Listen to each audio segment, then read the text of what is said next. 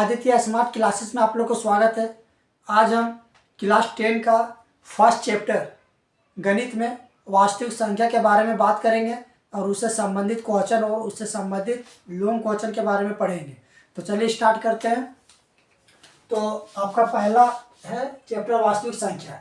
तो देखिए वास्तविक, अब हम पूरा जो एक महीना का समय बचा हुआ तो उसमें सारा क्वेश्चन को आप लोग को नहीं बताएंगे। जो जो इम्पोर्टेंट है, जहाँ से क्वेश्चन निकल के आता है, बस वही सब क्वेश्चन के बारे में बताते जाएंगे और उससे संबंधित जो भी इम्पोर्टेंट होगा वो भी बताते जाएंगे, क्योंकि हर एक क्वेश्चन करना संभव नहीं है, वो टाइम पास है।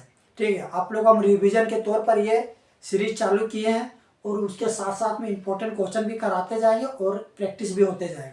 तो चलिए स्टार्ट करते हैं। तो वास्तविक संख्या है, तो वास्तविक संख्या में क्या करना सो देखिए। तो सबसे पहले देखिए, एक इसमें थ्योरम आप लोग को पढ़ना है। ठीक है, यूक्लिड थ्योरम, यानी कि यूक्लिड विभाजन प्रेमी का थ्योरम, यानी कि यूक्लिड डिवीजन थ्योरम। ये क्या चीज होता है सो देखिए, इससे क्वेश्चन एमसीक्यू में भी आता है और लॉन्ग में भी क्वेश्चन आता है। जैसे कहने का मतलब एक कोई संख्या है। ठीक है, मान लीजिए एक धनात्मक संख्या कोई भी ले लेते हैं। मान लेते हैं कि एक धनात्मक संख्या समझिए पहले ए है, एक अन्य धनात्मक संख्या बी है, एक अन्य धनात्मक संख्या बी है। जब बी को जब ए से हम अगर भागा देते हैं तो यहाँ पर कुछ तो मेरा आएगा। अगर भागा देंगे तो कुछ तो मेरा आएगा ना, तो उसको हम क्या बोलते हैं, भागफल बोलते हैं। और जब भागफल देंगे तो कुछ मेरा शेषफल भी आएगा, यानी कि ये हो गया मेरा रिमाइंडर। यानी कहने का मतलब है कि जैसे यहाँ से एग्जाम्पल से समझिए, अगर हम 5 को भागा दे रहे 7 से तो कितना जाएगा, 5 एकम 5, कितना बच गया 2। तो ये मेरा क्या हो गया, शेषफल। ये मेरा क्या हो गया, भागफल। ये मेरा क्या हो गया, भाज। ये मेरा क्या हो गया, भाजक। इसका मतलब जो भाज्य है, इसका मतलब कि भाज्य बराबर मेरा क्या हो जाएगा, भाजक गुना, ये भाजक गुना भागफल, गुना भागफल प्लस शेषफल। अब देखिए इसको गुना कीजिए, 5 एकम 5 और 2 जोड़ दीजिए, देखिए 7 आ गया। इसका मतलब ये हो गया कि जब ए कोई संख्या है, यानी कि इसके जगह पर ए लिखेंगे। भाजक मेरा क्या है, बी, गुना भागफल क्या है, क्यू प्लस आर, यानी कि हम लिख सकते हैं ए बराबर बी क्यू प्लस आर। अब ध्यान से देखिए यहाँ पर कि जब ए बराबर बी क्यू प्लस आर हो गया, बी मेरा क्या है, भाजक है, इसी से हम डिवीजन मतलब डिवाइड कर रहे हैं। अब देखिए जो रिमाइंडर जो मेरा आएगा, वो हमेशा रिमाइंडर जो आएगा वो बी से हमेशा छोटा या बी के बराबर होगा, यानी कि मेरा जो आर आएगा वो बी से क्या होगा, छोटा। अब जैसे कहने का मतलब देखिए, जैसे मान लो यहाँ पर अगर हम 5 को भागा दिए, 5 एकम 5, 2 आया, क्या आया, 5 से छोटा आया। तो जब भी आएगा, यानी कि यहाँ पर देखिए ये इसको हम मिटा देते, ठीक है। इसको समझ लीजिए, भाज बराबर भाजक गुना भागफल प्लस शेषफल, ए बराबर बी गुना क्यू प्लस आर। अब देखिए हम आप लोग को क्या बोले, जैसे मान लीजिए 6 कोई भी नंबर ले लीजिए। अगर मान लीजिए 13 ले लीजिए तो 6 एकम 6, 6 एकम 6, 13 में 6 कितना गया, 5। अगर यही चीज को हम 13 की जगह अगर हम ले देते 14, तो 6 दूनी 12, कितना बच गया, देखिए 2, 6 दूनी 12, 2, 6 एकम 6, 13 में 6 गया 7। अगर मान लीजिए 13 हो गया, अगर मान लीजिए 6 15 से भागा, 15 को देते 6 दूनी 12, कितना जाएगा 3, 6 का भागा देंगे, फिर मान लीजिए 16 को, 6 दूनी 12, कितना जाएगा 4, 6 को भागा देंगे, 6 दूनी 12, 17 के दिए 5, 18 को दिए 6 तिया 18, 0। अब देखिए फिर 19 का चालू कीजिए, 19, 6 तिया कितना जाएगा 18, कितना आ गया 1,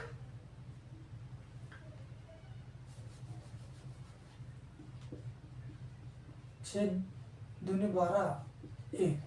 अब यहाँ पर ध्यान से देखिएगा, जब हम भागा दे रहे, 1 आया, 3 आया, 2 आया, 1 आया, 4 आया, 5 आया, 0 आया, यानी कि रिमाइंडर जो भी मेरा आ रहा है वो 6 या 6 से कम ही है या फिर 0। देखिए 6 से कम, तो वही चीज हम बताएं कि जब भी रिमाइंडर आएगा तो हमेशा ये चीज याद रहेगा। ठीक है, ये चीज याद रखिएगा कि हमेशा 20 से कम आएगा जो रिमाइंडर होगा सो।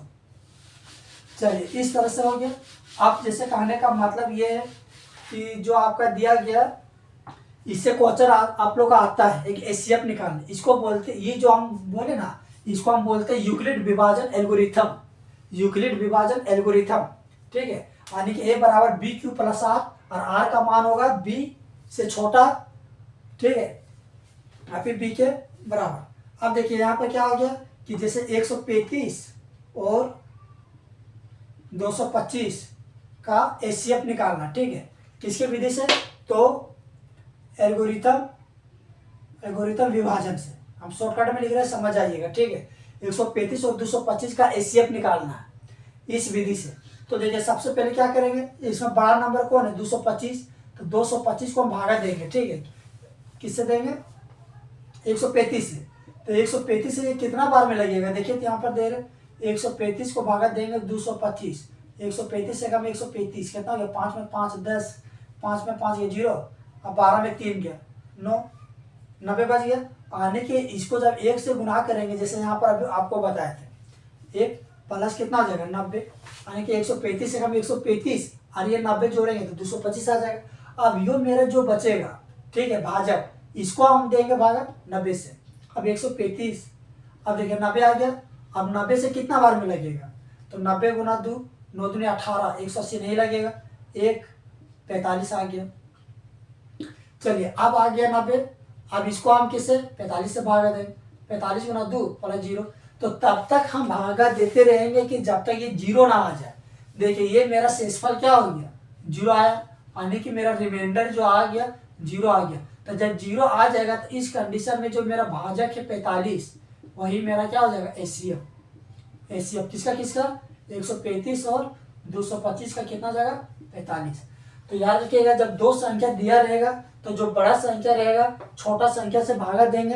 भागा देते देते जब तक रिमाइंडर नहीं आ जाएगा तब तक चलते रहेगा। और जब रिमाइंडर जिस स्टेप में आ जाएगा तो उस स्टेप में जो आपका भाजक रहेगा वही मेरा क्या कहलाएगा?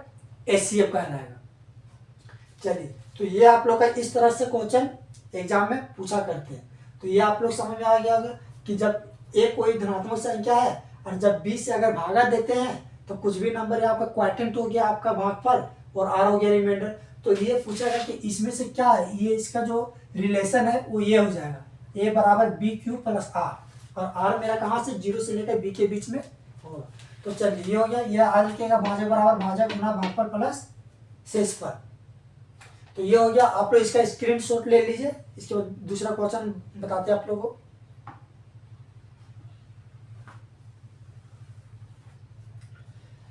चलिए ठीक है, अब दूसरा क्वेश्चन के बारे में बात करते हैं।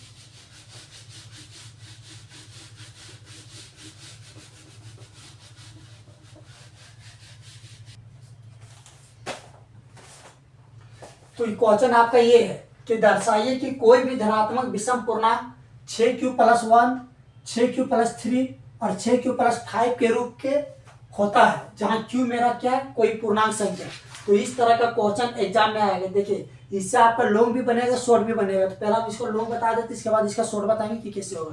तो ये क्वेश्चन क्या किया कि दर्शा के आपको दिखाना है कि q प्लस 1, q प्लस 3 या q 6q प्लस 5 के रूप में हो सकता है कि विषम के रूप में। तो सबसे पहले हम क्या करेंगे कि माना कि हम लिख सकते हैं क्या चीज? माना कि ए कोई धनात्मक पूर्णांक है, माना कि ए कोई धनात्मक पूर्णांक है तथा b बराबर 6 है, क्योंकि 6q प्लस 1 है तो हम 6 मानेंगे। ठीक है, 6 से भागा दे रहे, जिस तरह अभी बताया a बराबर bq प्लस 1। तो यहाँ पर देखिए ये b है, bq, तो देखिए यहाँ पर 6q, तो b के जगह पर क्या है? 6, तो हम b के जगह पर 6 लिए। चलिए अब यूक्लिड एल्गोरिथम से बोल सकते हैं या फिर यूक्लिड विभाजन। ठीक है, यूक्लिड विभाजन प्रेमिका से। अब देखिए a बराबर क्या होता है? bq प्लस r, ये हो गया। तो देखिए इसमें आपको हम बताते हैं क्या चीज? जो रिमाइंडर जो होगा वो कहाँ तक आएगा आपका? रिमाइंडर जो होगा आपका b तक। अब देखिए एक b कितना है? 6, आने के यहाँ पर कितना आ जाएगा? 6q प्लस r, यानी कि रिमाइंडर जो मेरा होगा बी के जगह पर क्या है 6, यानी कि जो भी रिमाइंडर आएगा मेरा रिमाइंडर आएगा वो 0 1 2 3 4 5 6 ये आ सकता है, और ये 5 तक आएगा। ठीक है, इससे छोटा ही रहेगा। अब देखिए तो संख्या क्या क्या हो जाएगा, तो देखिए संख्या मेरा अगर इसका संख्या निकालेंगे तो देखिए 6 क्यूब, अगर रिमाइंडर मेरा 0 होगा तो संख्या मेरा क्या हो जाएगा a बराबर 6 क्यूब। अगर संख्या मेरा अगर रिमाइंडर 1 होगा तो यहाँ पर 1 रखेंगे, क्या हो जाएगा 6 क्यूब प्लस 1। उसी तरह से 6 cube plus 2, 6 cube plus 3, 6 cube plus 4, 6 cube plus 5, ये हो जाएगा मेरा संख्या। अगर देखिए मान लीजिए कि b की जगह पर 6 रखते हैं, रिमाइंडर क्या बोले, रिमाइंडर 1 से लेकर 5, 0 से लेकर 5 तक आएगा, तो एक बार 0 रखेंगे तो 6 क्यूब, यहाँ 0 रखेंगे तो क्या होगा 0, 1 रखेंगे तो 1 2 3 4 5। अब हमको किस संख्या पर विचार करना है सो बताइए, हमको विषम संख्या पर विचार करना है, यानी कि विषम संख्या, किस संख्या पर विचार करना है, विषम संख्या पर विचार करना। तो विषम संख्या मेरा क्या होगा 1, ये हो जाएगा 1 3 और 5, यानी कि 6 क्यूब प्लस 1, 6 क्यूब प्लस 3 और 6 क्यूब प्लस 5। तो ये मेरा क्या हो गया, विषम संख्या के रूप में हो गया। यानी कि जो संख्या दिया गया है उसको हम विषम संख्या के रूप में लिख सकते हैं, क्योंकि कोई भी नंबर होगा और जब उसमें 1 जोड़ेंगे तो वो क्या हो जाएगा विषम संख्या। अब जैसे करने वाला एग्जाम्पल के लिए समझ सकते हैं, 6 क्यूब प्लस 1 है 6, अब यहाँ पर कुछ भी आप रखिए 1 रखिए प्लस 1 जोड़िए, 6 कम 6 अरे 7। अगर इसके जगह पर आप 2 रखिए, 6 दूनी 12 अरे 13, इसके जगह पर 3 रखिए, 6 3 18 19। यानी कि आप कोई भी नंबर रखिएगा तो ये आपका विषम संख्या के रूप में लिख सकते हैं। तो इसका मतलब ये क्या चीज, अतः कोई भी धनात्मक ठीक है विषम पूर्णांक 6 क्यूब प्लस 1, 6 क्यूब प्लस 3 या 6 क्यूब प्लस 5 के रूप में लिख सकते हैं। ठीक है, अब इसी तरह से एक एमसीक्यू क्वेश्चन यहाँ से बन जाएगा। जैसे देखिए एमसीक्यू क्वेश्चन आपका दिया हुआ था, क्वेश्चन में आप लोग को यहाँ हम क्वेश्चन दे दे रहे एमसीक्यू कि ये हो गया इसका इतना। ठीक है, हम अलग क्वेश्चन बता रहे हैं, विषम संख्या 6 क्यूब प्लस 5 के रूप का है, तो यह संख्या निम्न में क्या है, संख्या निम्न में क्या है। तो देखिए इसका ऑप्शन दिया था, पहला सम संख्या, दूसरा विषम संख्या, तीसरा आपका दिया था अपरिमेय संख्या, और चौथा दिया था नन ऑफ दीज। तो देखिए ये क्वेश्चन आपका दिया होगा एमसीक्यू में। ठीक है, कि धनात्मक संख्या 6 क्यूब प्लस 5, तो यहाँ पर देखिए ये 5 है, तो जब ये 5 है तो ये विषम संख्या के रूप में हम लिख सकते हैं। अभी आप लोग को बताया अगर 6 cube plus 1, 6 cube plus 3, 6 cube plus 5, तो ये किस रूप में, विषम संख्या के रूप में। अगर 5 की जगह 3 या फिर 1 रहता तो वो विषम संख्या होता। अगर 5 की जगह पर अगर ये चीज रहता, मान लीजिए 6 क्यूब प्लस 2, ई को किस संख्या के रूप में लिख सकते हैं, हम सम संख्या के रूप में लिख सकते हैं, सम संख्या के रूप में लिखा जा सकता है। तो आज आप लोग को हम बेसिक्स स्टार्ट किए हैं, इसमें अभी आप लोग का एलसीएम, एसीएफ, ठीक है, शांत अशांत, टर्मिटिंग नॉन टर्मिटिंग नंबर, इस सब के बारे में बताएंगे। तो आज पहला डे था, इसीलिए आज आप लोग को हम कम बताएं। तो ये अच्छा से देख लीजिएगा, जिसको कोई भी तरह का अगर समस्या हो तो कमेंट बॉक्स में बताइएगा, और वीडियो अगर पसंद आता तो आप लोग कमेंट बॉक्स में ज़रूर बताइएगा कि सर अच्छा लगा।